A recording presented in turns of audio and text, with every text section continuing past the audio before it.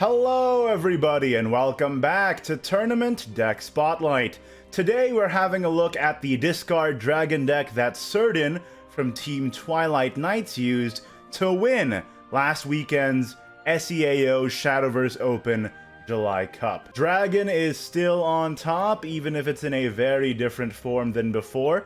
Instead of Valdane ruling the roost, you have Shipsbane Plesiosaurus doing the bulk of the work here, with that leader effect of whenever you discard a card from your hand, deal 2 damage to a random enemy follower, and then 1 damage to the enemy leader.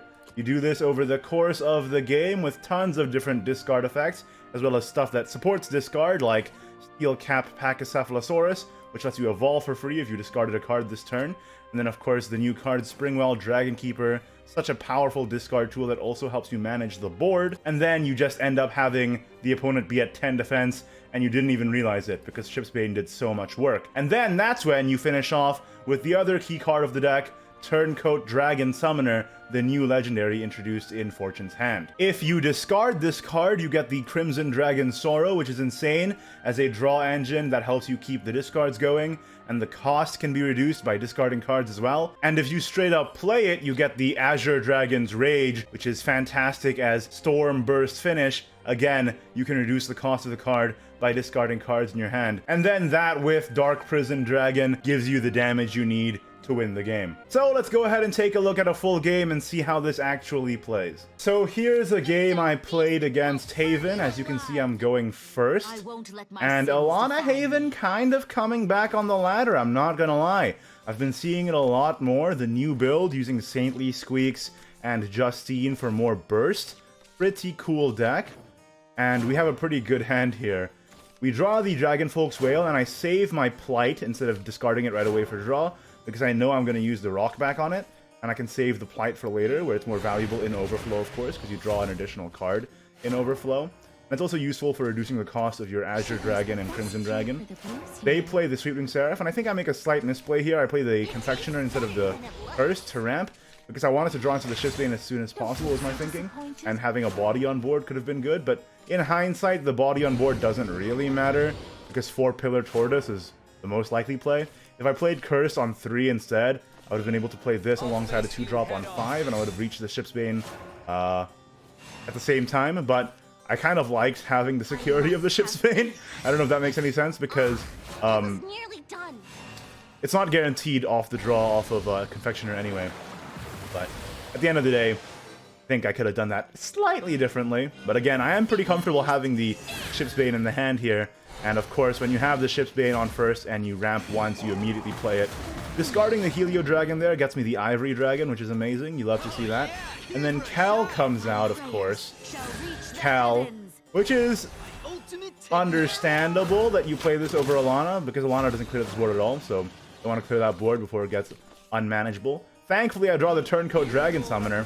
It's very likely that this game will have to go down to burst damage instead of the incremental from the Shipsbane, because it's Alana after all and they can heal up. So I end up playing this as soon as possible and then start discarding to get the cost of it down as fast as possible as well. And I also have 1 Dark Prison here. So with 1 Dark Prison, 1 Azure Dragon, another Shipsbane, and a couple of Plights, I'm feeling pretty comfortable. And of course, these 2 have Last Words draw cards, so I'm feeling pretty okay in terms of hand size as well. Now, they play the Saintly Squeaks here, which can only mean one thing. It means they're going to fuse into Justine, and that they do. Unfortunately for them, they didn't have a second amulet, so the Saintly Squeaks is just sitting there, so that's fine by me. We draw another one of these.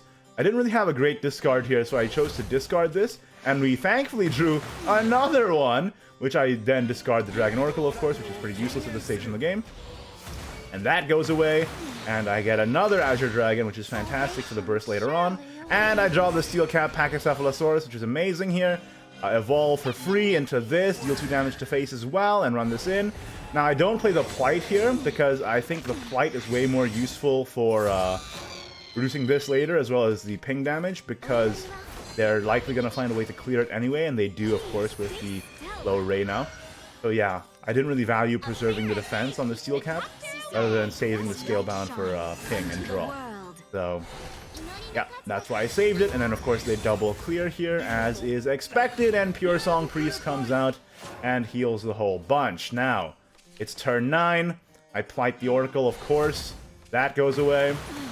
And and I have to deal with this. I trade that in there. And Dragonute. We're close to enough damage for burst lethal. It's very, very close. I evolve this and discard the whale to draw 2 more cards and ping 1 here.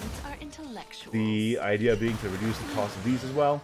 I play the Springwell here because it is the biggest thing, and I didn't want to play this because this would get reduced to 0 if I played the Springwell anyway. Then I play this, and then I think I was a little hasty here with playing the Azure Dragon as well. Maybe I could have saved it in anticipation of board clear here, but it ended up working out because I figured I might as well play it because I already have 3 other Sources of Storm in my hand, and if they clear here, I'll be okay. Of course, Cal would have been bad, but thankfully they didn't have it. They just played Zelgania instead, meaning they couldn't clear my full board. Again, maybe I should have saved this for the burst or a post-Cal, but it ended up working out just fine.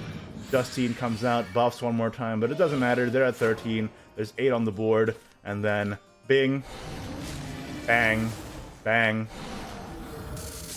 and boom. That's a lot of damage! That is a lot of damage. And it all goes to the dome.